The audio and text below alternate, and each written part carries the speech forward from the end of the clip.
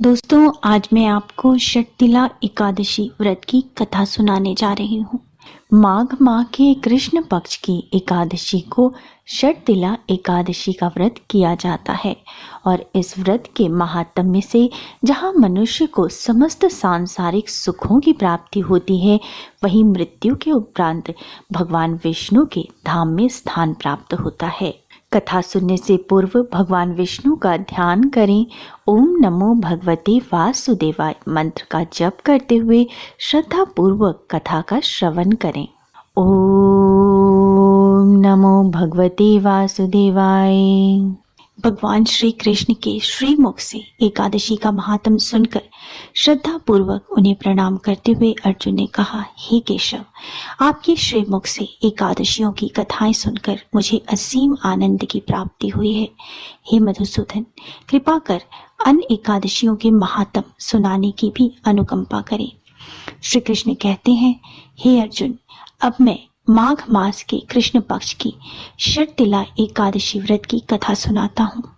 एक बार दालभ्य ऋषि ने पुलस्त्य ऋषि से पूछा, हे ऋषि श्रेष्ठ, मनुष्य मृत्यु लोक में ब्रह्म हत्या आदि महापाप करते हैं और दूसरे के धन को भी चोरी तथा दूसरे की उन्नति देखकर ईर्ष्या आदि करते हैं। ऐसे महान पाप मनुष्य क्रोध, ईर्ष्या, आवेग और मूर्खतावश करते हैं और बाद में शोक करते हैं कि हाय, यह हमने क्या किया।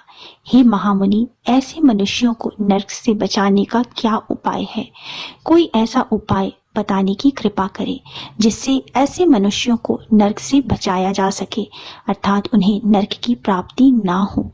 ऐसा कौन सा दान पुण्य है जिसके प्रभाव से नरक की यातना से बचा जा सकता है?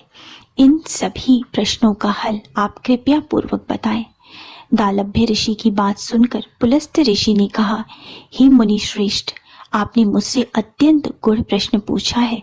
इससे संसार के मनुष्यों का बहुत लाभ होगा। जिस रहस्य को इंद्र आदि देवता भी नहीं जानते, वह रहस्य मैं आपको अवश्य ही बताऊंगा।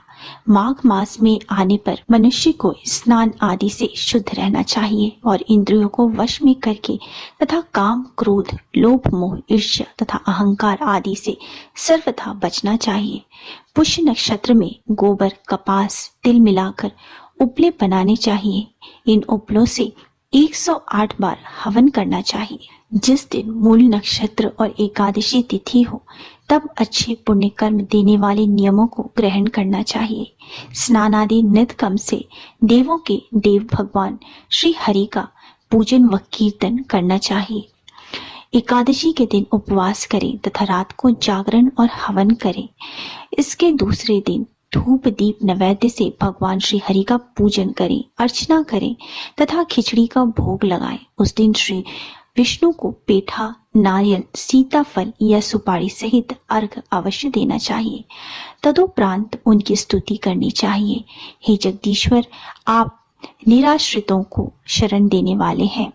आप संसार में डूबे हुए का उद्धार करने वाले हैं। हे कमल नयन, हे मधुसूदन, हे जगन्नाथ, हे पुंडरीकाक्ष, आप लक्ष्मी जी सहित मेरे इस तुक्ष अर्घ को स्वीकार करें। इसके पश्चात ब्राह्मणों को जल से भरा घड़ा और तिल दान करने चाहिए। यदि संभव हो तो ब्राह्मण को गौ और तिल दान देना चाहिए। इस प्रकार मनुष्य जितने तिलों का दान करता है, वह उतने ही सहस्त्र वर्षों तक स्वर्ग में वास करता है। तिल स्नान, तिल के उपटन, तिलोदक, तिल का हवन, तिल का भोजन, तिल का दान, इस प्रकार 6 रूपों से तिलों का प्रयोग षटतिला कहलाती है। इससे अनेक प्रकार के पाप नष्ट हो जाते हैं। इतना कहकर पुलस्त्य ऋषि ने कहा, अब मैं एकादशी की कथा सुनाता हूँ। एक बार नारद मुनि ने भगवान श्री हरि से षटतिला एकादशी का महात्म पूछा। वे बोले, हे प्रभु, आप मेरा प्रणाम स्वीकार करें। षटतिला एकादशी के उपवास का क्या पुण्य है? उसकी क्या कथा है? कृपया कर मुझसे कहिए। नारद की प्रार्थना सुनकर भगवान श्री हरि ने कहा, हे नारद, मैं तुम्हें प्रत्यक्ष देखा सत्य वृत्तांत सुनाता हूँ, ध्यान पूर्वक श्रवण करो। बहुत पहले मृत्युलोक में एक ब्राह्मणी रहती थी। वह सदा व्रत उपवास किया करती थी। एक बार वह 1 मास तक उपवास करती रही। इससे उसका शरीर बहुत कमजोर हो गया। वह अत्यंत बुद्धिमान थी, फिर भी उसने कभी भी देवताओं तथा ब्राह्मणों के निमित्त अन्न आदि का दान नहीं किया था।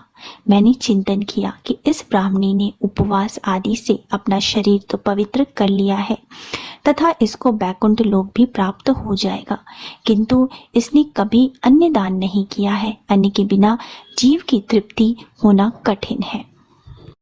ऐसा चिंतन कर मैं मृत्युलोक में गया और उस ब्राह्मणी से अन्न की भिक्षा मांगी। इस पर उस ब्राह्मणी ने कहा, हे योगीराज, आप यहाँ किस लिए पधारे हैं? मैंने कहा, मुझे भिक्षा चाहिए। इस पर उसने मुझे एक मिट्टी का पिंड दे दिया। मैं उस पिंड को लेकर के स्वर्ग लौट आया। कुछ समय व्यतीत होने पर वह ब्राह्मणी शरीर त्याग कर स्वर्ग आई।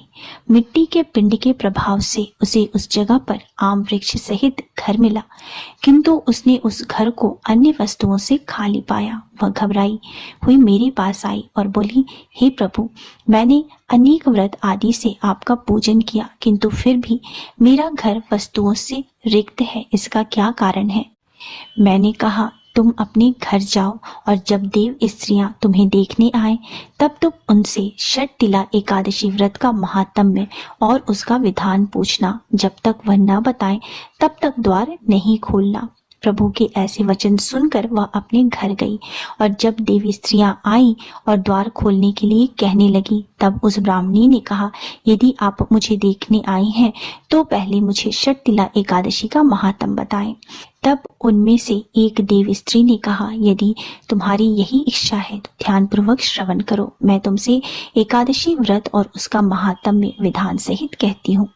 जब उस देव स्त्री ने षटतिला एकादशी का महात्म्य सुना दिया तब उस ब्राह्मणी ने द्वार खोल दिया।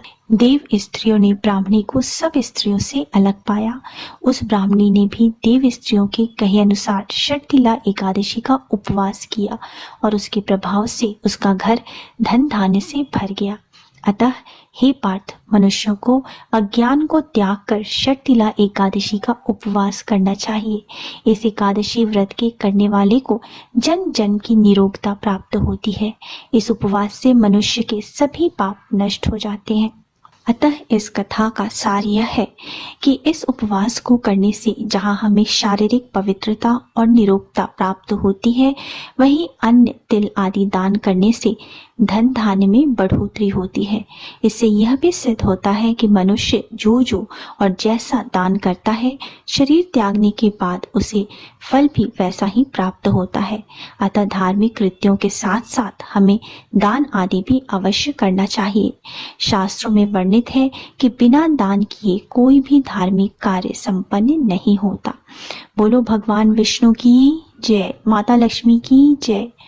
ओम नमो भगवते वासुदेवाय।